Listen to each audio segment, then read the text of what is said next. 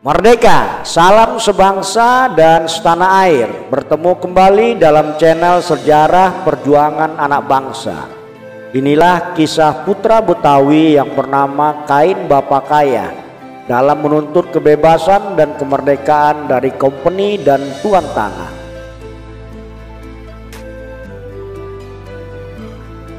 Saudaraku sebangsa dan setanah air, betapa bahagianya kita hidup di alam kemerdekaan, alam di mana kita bebas berkreasi, bebas menyampaikan pendapat, dan bebas memiliki tanah dan kekayaan. Dapatkah saudara bayangkan hidup di alam penjajahan? Itulah masa hidup tertindas, hidup tanpa harga diri, hidup layaknya budak yang tak memiliki apa-apa selain tubuh dan nyawa. Bahkan tak jarang tubuh dan nyawa tergadai kepada penjajah. Di masa kompeni, hidup warga pribumi sungguh nestapa. Hidup tanpa kampung halaman, tanpa harta warisan. Bahkan sekedar membuat sebuah rumah kecil yang sederhana, kita harus menyewa pada kompeni. Untuk bertani dan berkebun harus pula membayar sewa dan pajak kepada tuan tanah. Sejak masa POC, tanah partikelir atau Lander Region bermunculan di Batavia dan di Omen London atau daerah pinggiran kota. Pada masa Danres dan Raffles tahun 1808 sampai 1816, tanah partikelir semakin meluas. Penjajah telah tega menjual tanah berikut penduduknya kepada para tuan tanah. Tidak kurang dari 230 lokasi tanah partikelir telah dijual kepada tuan tanah berbangsa Eropa, bangsa Cina, dan bangsa Arab. Selanjutnya, para tuan tanah menyewakan kembali tanah tersebut kepada petani untuk digarap sebagai sawah dan kebun. Para tuan tanah memanfaatkan dan memperlakukan penduduk dan petani sekehendak hati mereka. Kompeni dan tuan tanah secara berkomplot telah memeras penduduk pribumi. Keharusan membayar pajak atau cukai, sewa tanah untuk rumah, dan berbagai aturan lain yang mencekik telah membuat kehidupan rakyat semakin melarat. Kain Bapa Kaya, seorang ulama dan dalang kondang sekaligus pendekar silat Betawi, terpanggil untuk berjuang bertaruh nyawa demi membebaskan warga dari penindasan kompeni dan tuan tanah di kampung Pangkalan, Teluk Naga, Tangerang. Kain Bapa Kaya lahir di kampung Pangkalan, desa Pangkalan, Teluk Naga, Tangerang pada tahun 1884. Lahir dari keluarga buruh tani dari tuan tanah keturunan Cina. Ayahandanya bernama Kaya. Setelah dewasa, Kain dikenal dengan nama Kain Bapa Kaya. Tak ada yang istimewa dalam masa kecil Kain. Seperti kebanyakan anak lelaki Betawi, setiap hari mengikuti kegiatan mengaji dan berlatih main pukulan, serta membantu kedua orang tuanya di sawah. Kekejaman hidup yang dilakukan kompeni dan tuan tanah membuat keluarga Kain berada dalam jurang kemiskinan. Tanpa memiliki harta, tidak pula memiliki sebuah rumah pun tempat berteduh. Setelah menginjak dewasa, Kain bekerja sebagai bujang sawah dan terkadang bertani dengan cara berbagi hasil. Namun kedua pekerjaan tersebut tidak mampu memperbaiki kehidupan. Kain memiliki sebuah rumah yang ia bangun di tanah milik keturunan Cina yang bernama Li Kim Leong dengan cara menyewa. Namun Kain jarang membayar sewa tanah. Dan ia juga tak mampu membayar uang kompenian. Tetapi Li Kim Leong tidak pernah meminta sewa tanah kepada Kain. Mungkin karena ia tahu Kain dikenal sebagai jago main pukulan. Berbeda dengan kakaknya yang secara teratur membayar sewa tanah. Saudaraku sebangsa dan setanah air, dapat dibayangkan saudara-saudara kita yang hidup di masa penjajahan tidak memiliki tanah sejengkal pun di kampung kelahirannya. Bahkan untuk sekedar membuat rumah kecil yang sederhana, mereka harus menyewa dari tuan tanah yang berasal dari bangsa lain yang tidak pernah kita kenal sebelumnya. Merasa pekerjaan buruh tani tidak memberi hasil, Kain bekerja menjadi mandor di sebuah perkebunan. Pekerjaan menjadi mandor membuat Kain teriris batinnya. Ia tak mampu berbuat kejam dan semena-mena. Bahkan ia terobsesi menolong si lemah. Kain tak pernah tahan melihat pemerasan yang dilakukan oleh para tuan tanah. Pada akhirnya Kain mengundurkan diri dari pekerjaan tersebut. Kain kemudian merantau ke Teluk Naga dan bekerja sebagai pembantu polisi. Pekerjaan ini pun tak lama ditekuninya. Lagi-lagi ia tak nyaman dengan pekerjaan tersebut. Pada tahun 1913 Kain merantau ke Batavia.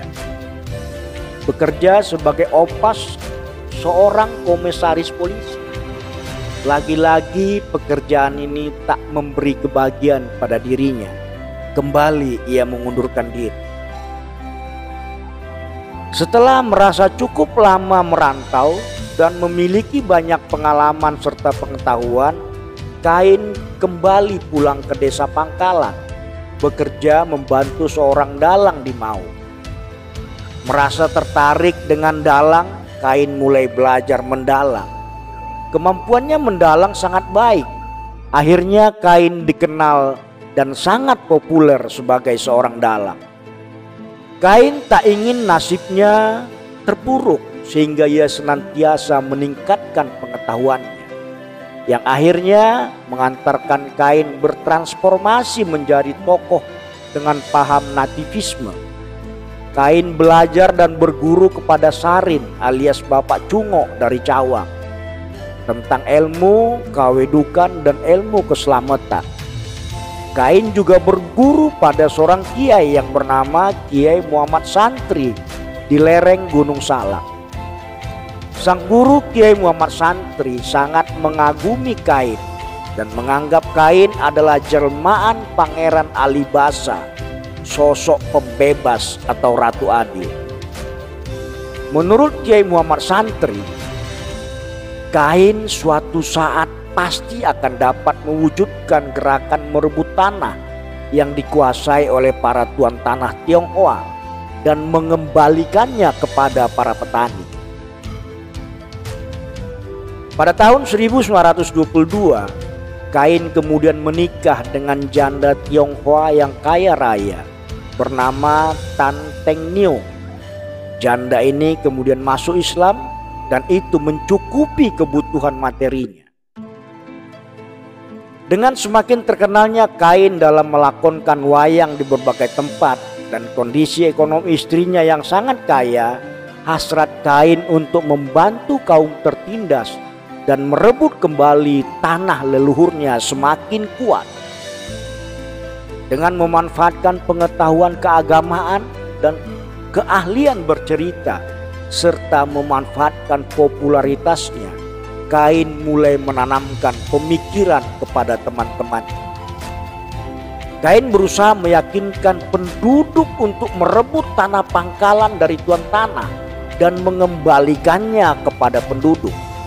Kain meyakinkan pengikutnya bahwa tanah yang dikuasai oleh tuan tanah itu milik warga pribumi yang diwariskan dari leluhur. Kain berencana merebut tanah Pangkalan Teluk Naga Tangerang dengan cara mengusir tuan tanah Cina dan juga mengusir company dari Batavia. Tekad Kain sudah bulat.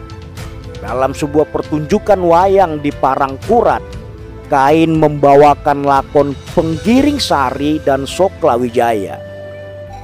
Dalam acara tersebut ia mengalami trans di tengah pertunjukan. Saat itu ia menyebut dirinya keturunan raja-raja Sunda yang akan dinobatkan sebagai Raja Rabbul Alamin. Pengikut Kain semakin yakin atas perjuangan yang akan mereka lakukan. Pergerakan Kain juga dibantu oleh gurunya yang bernama Sairin dengan cara melakukan ziarah dan ritual, membagikan jimat serta ilmu kebal kepada seluruh para pengikut Kain.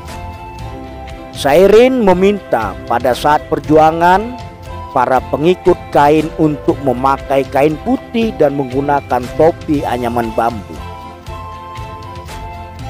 Kain mengawali perjuangan bertepatan pada saat sunatan anaknya yang dilakukan pada tanggal 10 Februari tahun 1924. Saat ini dipilih tepat ketika tamu dari berbagai wilayah berkumpul di rumahnya. Pada tanggal 10 Februari diadakanlah rapat untuk menyepakati hari pergerakan. Dalam rapat, Kain menjanjikan ia akan menghapuskan cukai pajak dan menghapuskan kompenian serta mengusir tuan tanah Cina dan mengusir kompeni dari Batavia.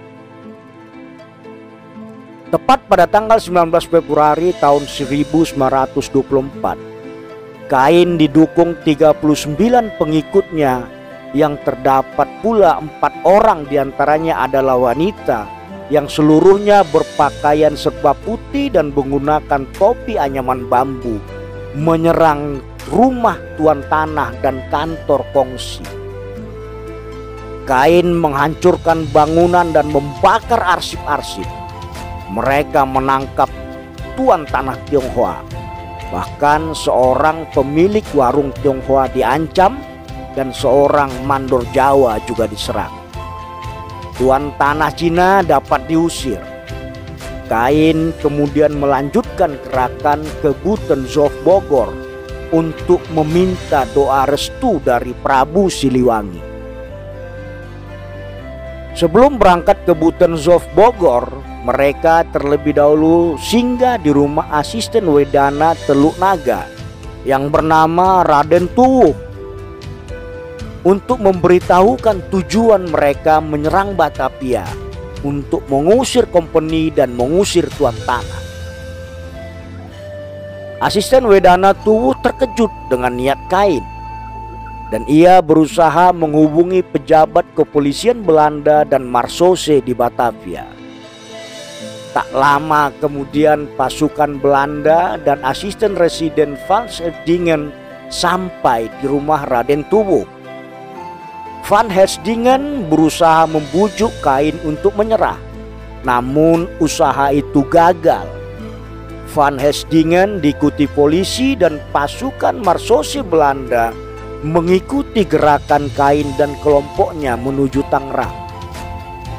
Tepat di dekat Tanah Tinggi, Van Helsdingen meminta Kain untuk memerintahkan pengikutnya beristirahat di kebun kelapa. Van Helsdingen dan didampingi Schaffmaker serta May berusaha melucuti Kain. Mengetahui Kain ditangkap, seorang perempuan pengikut Kain langsung melompat dan berteriak menyerang Belanda. Mendengar teriakan itu, seluruh pengikut Kain langsung bangkit menyerang. Tembakan polisi Marsose mulai menyala. Lompatan dan kibasan golok para pendekar silat anak buah Kain mengarah ke tubuh lawan. Suasana di sekitar kebun kelapa menjadi ramai dengan pertempuran antara polisi dan pasukan Marsose Belanda melawan para pejuang dari Teluk Naga Tangerang. Daerah Tanah Tinggi yang biasanya sepi dan tenang kini riuh rendah oleh suara pertempuran. Tapi apalah daya, perjuangan golok melawan senjata api tak berapa lama perlawanan pejuang Teluk Naga itu dapat dilumpuhkan. Dalam pertempuran tersebut, Kain tertembak dan bersamanya 19 orang pengikutnya ikut gugur serta 17 orang lainnya luka-luka.